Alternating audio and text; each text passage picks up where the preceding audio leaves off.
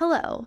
In this clip from our Justia webinar, Inclusivity Unlocked, Engaging with People with Disabilities in the Workplace, Christina Wegg gives you 5 actions to take for better inclusion while answering questions from the audience. If you want to see more Justia videos on law practice and legal marketing, be sure to subscribe to our channel.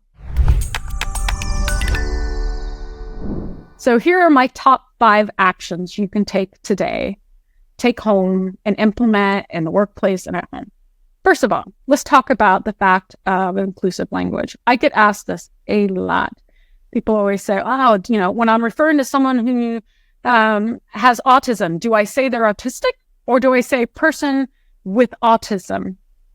There's a lot of variations with that. I often get do you identify as being deaf with a little d or a big D? If you don't know the difference, little d would be like a medical diagnosis of considering yourself to be deaf.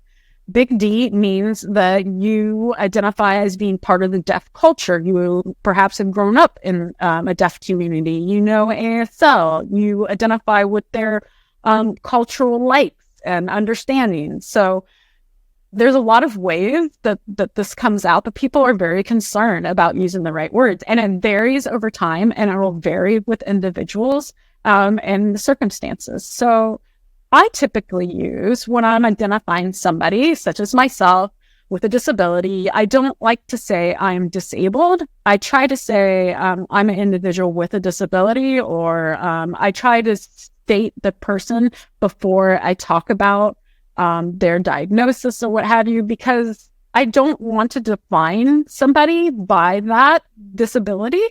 That's just the way I do it. But here's the gold star standard, folks. It doesn't have to be hard. I know it's confusing. People don't want to insult anyone. If a person shares with you that they have a disability and you don't know how to address that or how you should phrase that, just ask them. They will think you are the most amazing person ever just for asking it. I really appreciate when people ask me that. I also appreciate when people ask me, hey, you tell me you have a hearing disability. Is there anything I can do to make this experience better for you? I have never been offended by that. So, just remember that. Ask the individual how they'd like to be referred to, what their needs are. Ask. The second one is accessibility over accommodations. I hit on this prior so you understand what I'm talking about here. Look for ways in your everyday life or in your organization, your law firm, to ensure that you are moving the needle toward being accessible versus accommodating. Any fashion you can. If you're going to be doing a public programming, why not have the captionings turned on? If you have public websites, do you know if a screen reader for the blind works on your website? Those types of things can be looked at in order to see whether your company embraces the culture of disabilities. As I like to say, this is my favorite. If you have an event and you're asking folks what their food preference is, but you're not asking if anyone needs an accommodation, you do not have disabilities embedded in the culture of your organization. So I'll just put that out there. It happens to me all the time. I have to dig out, figure out who I need to contact in order to ask for accommodation. Or I don't know whether it's going to be captioning because it doesn't say on the programming that it will be captioning, that type of thing. Carefully examine for personal or systematic biases, as I had mentioned. Look at your policies, your procedures, how you advertise the job posting. Is there anything in there that would make someone with a disability turn away when in fact that's really not going to be a barrier to the job that they do without accommodations? Take a look at that. A great example is I told court systems that I was hard of hearing and required accommodation, and they automatically scheduled an ASL interpreter for me. Well, that was bias on their part.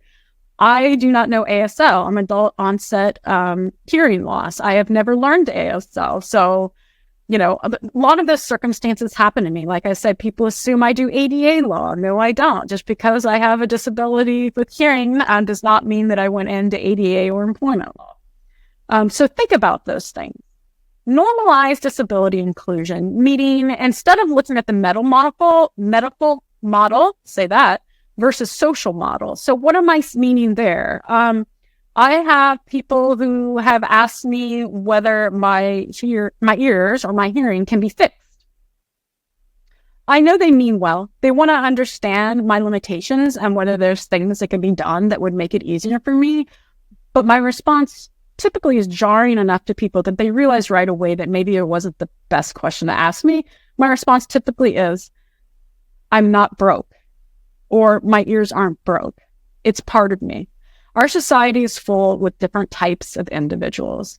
Some of them will not hear. Some of them will not see. Some of them will not walk. It doesn't make them less than. It doesn't make them something that needs to be fixed. They just are. They're part of our society.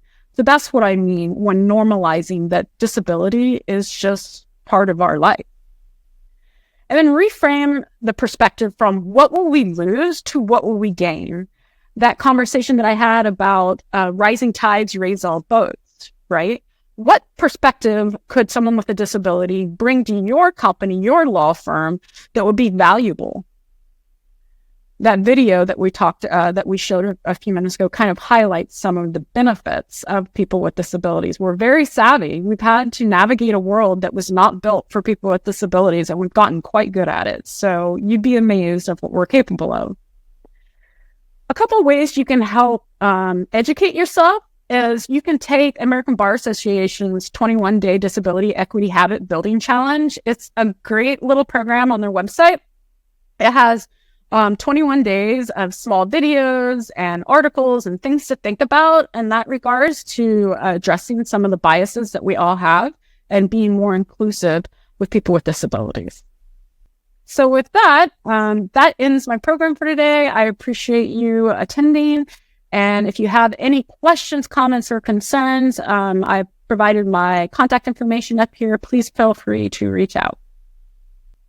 Awesome. Thank you so much. But we will now be able to move on to our Q&A. So if you have any questions that you'd like to ask Christina, please feel free to place them in the Q&A button in the control panel at the bottom of your screen. Christina, thank you so much for being here with us today. It looks like we already have a few questions, so I'll go ahead and dive right in.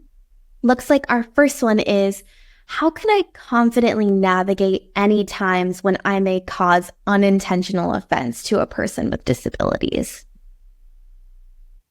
So, this is kind of a common sense answer from me. And that is, I can't speak for all people with disabilities, but I will say I've been fairly forgiving. People make mistakes. I make mistakes and about the way that I address individuals with disabilities. I make assumptions. The biggest thing you can do is own it. And that is, apologize for anything that you might have said that offended somebody. Ask what they prefer, like I had mentioned in the program. If it's about how you address an individual or what do they need, asking is always the way to go. If you see somebody struggling who you think has a disability, don't just help them. Ask them if they want help. I think the really important part is to include the person with the disability in that conversation, whether it be how they want to be, referred to, or whether they need assistance, or what type of accommodations or accessibility might be an issue at your workplace. Include people with disabilities in that conversation. Awesome. Thank you for that extra insight, Christina. Our next question is, what are some common misconceptions about people with disabilities that legal professionals should be aware of so that they're not going into with unintentional bias? I would say, in my experience, and this doesn't just go from a law firm perspective or being a lawyer, but in general, when individuals find out that I have a hearing disability, I often get left out of the conversations, or if there's a conversation going on, people look at the other individual that I'm with, whether it's my co-counsel or whatever, and they tend to communicate with the co-counsel instead of me. And I think sometimes that's because they fear that I can't understand them, or they fear that they're going to do something wrong. But I'll assure you that cutting me out of a conversation is much more difficult for me to handle and annoying than it is to make a mistake of, not talking loud enough or what have you. The other item I would say that is specific to being an attorney with a disability is, as I had mentioned in the program, almost on a weekly basis. When people find out that I have a disability and I'm an attorney, they assume I do a certain type of law, which I think is very odd. Like, if you're deaf, you can only work in employment law or complaints dealing with ADA requirements or what have you. I often just respond, they let people with disabilities do other types of law as well. And usually just that response is enough to make people realize that maybe they had a bias in what they just said. So, thank you. And then I think the last question that we have time for today, how should I handle a situation where opposing counsel or other legal professionals that I'm around are displaying unprofessional or biased behavior towards someone with a disability? So, you really have to look at the situation you're in and how comfortable you are. For me, it's been kind of a change over time. I probably wouldn't have addressed some of the issues that I've encountered with opposing counsel, or judges, the way that I handle them now versus the way that I handled them 5 years ago based on my comfort level. But I typically I'm very straightforward. As I like to say, if you don't make it weird, I won't make it weird, right? So if I need to hear you and I can't hear you, I'm going to tell you that. If I think that I need accommodation and you assumed by giving me another accommodation, I'm going to tell you that. I'm just going to be really forthright with you.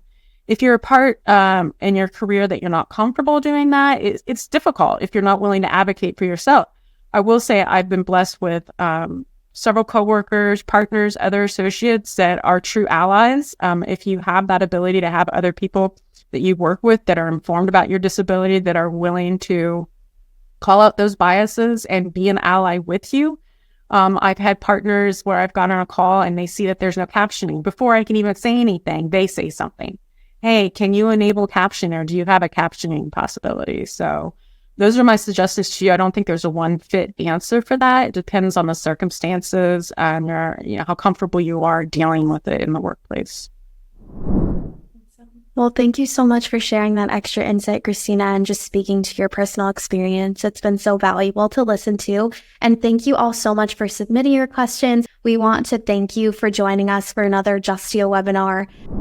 Thanks for watching. We hope you enjoyed this video, and if you did enjoy it, please click the like button and subscribe to our channel for more videos on law practice and legal marketing. See you in our next clip.